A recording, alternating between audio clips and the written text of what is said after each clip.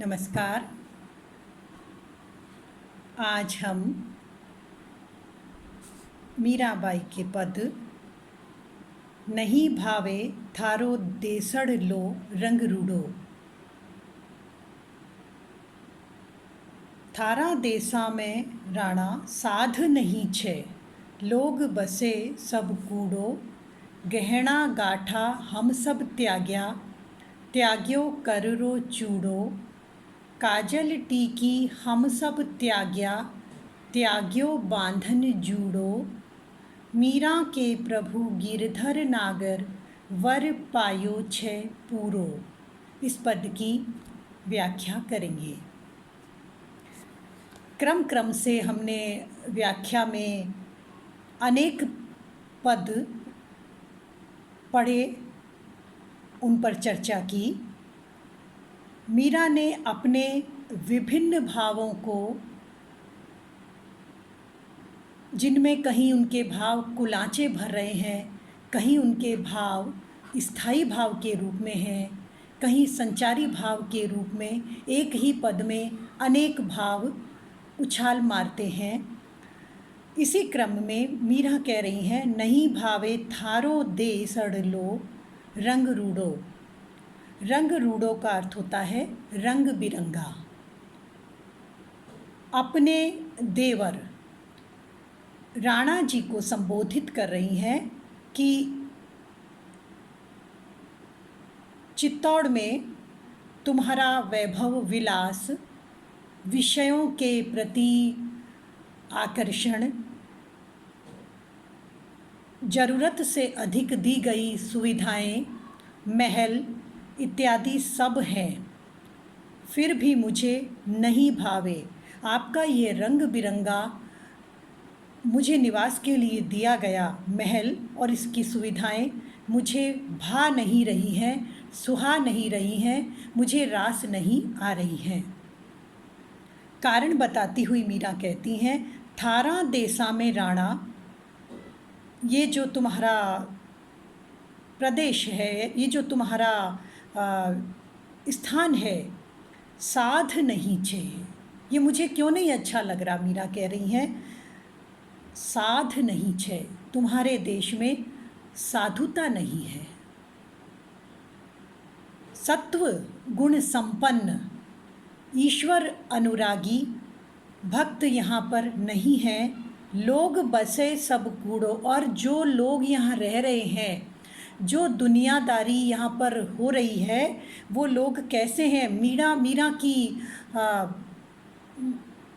बहादुरी देखिए। मीरा कहती हैं, अन्य सभी लोग जो साधु स्वभाव के नहीं हैं, ईश्वर अनुरागी भक्त नहीं हैं, संत नहीं हैं, जिनके स्वभाव में जीव दया और अनुराग नहीं है, वो सब कैसे हैं। कूड़ो, लोग बसे सब कूड़ो। बाकी जो लोग हैं, साधुता से रहित मनुष्य कूड़े के समान है। कूड़ा क्या होता है?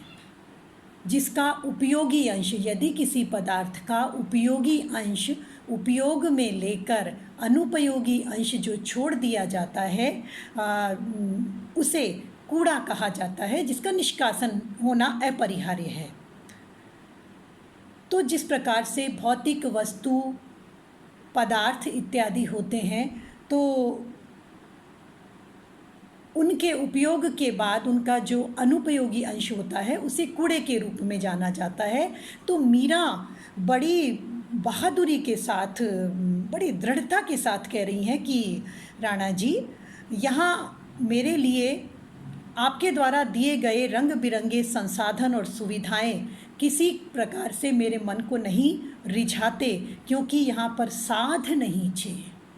साधु स्वभाव के सज्जन का अभिनंदन भी नहीं होता, और मुझे सत्संग के लिए उपलब्ध भी नहीं होते, और जो अन्य हैं वो सब कूड़ा है।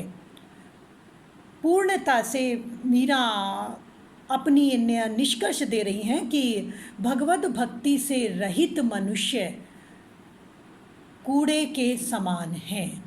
गोस्वामी तुलसीदास जी ने भी रामचरितमानस में अपने इसी भाव को बिनु भगति बिना भक्ति के मनुष्य मात्र बिना जल के बादल के समान है।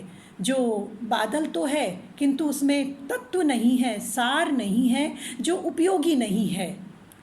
तो यहाँ मीरा कह रही हैं बाकी सो जो मनुष्य हैं जो ईश्वर अनुरागी नहीं है, संत अनुरागी नहीं है, सज्जन नहीं है, वे सब कूड़े के समान हैं। उन्होंने मनुष्य योनि में जन्म अवश्य लिया है किंतु आहार, निद्रा, भय और मैथुन ये तो प्रायः मनुष्य और अन्य योनियों में समान क्रियाएं मानी गई हैं संत जनों के द्वारा।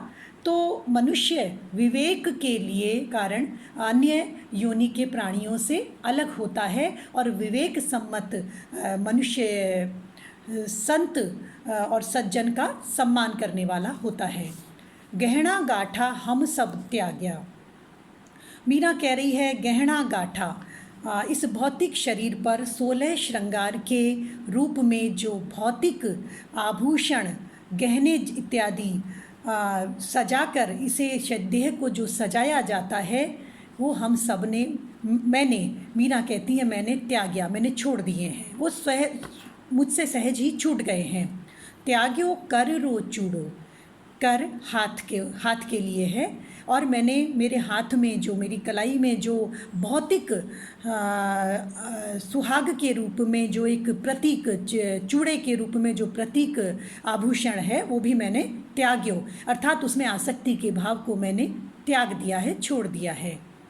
काजल टीकी हम सब त्याग्या, आभूषण के ही क्रम में जो बनाव श्रृंगार होता है मुखमंडल के लिए, वो श्रृंगार के सभी साधन मैंने छोड़ दिए हैं।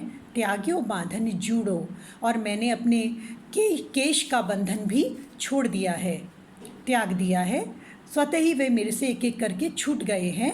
उनकी विशेष महत्ता मेरे लिए नहीं रही। और वह महत्ता क्यों नहीं रही? मीरा कह रही हैं, मीरा के प्रभु गिरधर नागर, मेरे प्रभु आराध्य मेरे प्रिय गिरधर नागर श्री कृष्ण ही हैं, गिरधर गोपाल ही हैं। और गिरधर गोपाल कैसे हैं? मीरा कहती हैं वर पायो छह पूरो, क्योंकि मैंने ये सब भौतिक शरीर को, भौतिक देह को सजाकर सांसारिक आकर्षण उत्पन्न करने वाले, आसक्ति में बांधने वाले जो श्रृंगार छोड़ दिए हैं, उनकी मुझे जो आवश्यकता मेरे लिए प्रतीत नहीं हुई, उसका मुख्य कारण है वर पायो छे पूरो।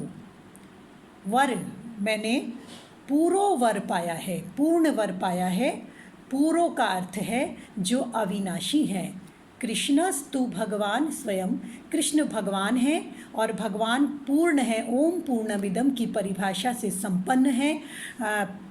कृष्ण को पाने की लालसा मुझ में रही, कृष्ण मुझे प्राप्त हुए हैं और ऐसे वर को, ऐसे प्रिय को, ऐसे पति को पाने के बाद किसी भी प्रकार से मेरे जीवन में भौतिक आकर्षण के लिए, आसक्ति के लिए स्थान नहीं रह गया है। यहाँ वर शब्द में हम श्लेष अलंकार को भी देख सकते हैं। वर का अर्थ श्रेष्ठ भी होता है। श्रेष्ठ को प्राप्त करने के बाद, और वह श्रेष्ठ भी कौन है? जो स्वयं भगवान है, जो स्वयं पूर्ण है। उस स्थिति में मीरा कहती हैं, मैं निश्चिंत होकर के कह रही हूँ कि मैंने कृष्ण को प्राप्त कर लिया है, इसलिए मेरे लिए संत और सत्संग का विशेष महत्व है। अन्य किसी भी सुविधा और सांसारिक आसक्ति मेरे लिए मूल्य नहीं रखती। इस पद में मीरा के कुछ स्पष्ट स्वीकारोक्तियाँ हैं कि ईश्वर भक्ति से रहित जो मनुष्य है या जीव है वो कूड़े के समान है, अर्थात अनुपयोगी है। मनुष्य जीवन की, मनुष्य देह की प्राप्ति का उद्देश्य संत साहित्य में हमारे मनीषियों ने भगवत प्राप्ति, ईश्वर प्राप्ति, परमात्मा की प्राप्ति बताया है। और अगर वह उद्देश्य ही पूरा नहीं हो रहा है, उस उद्देश्य के प्रति हमारे मन में लालसा, लगाव, चिंतन नहीं है, हम उस और ध्यान नहीं दे पा रहे हैं, तो मीरा के अनुसार लोग बसे सब कूड़ो। ऐसा मनुष्य, ऐसी स्थिति, जीवन की ऐसी स्थिति अनुपयोगी पदार्थ के समान है। धन्यवाद।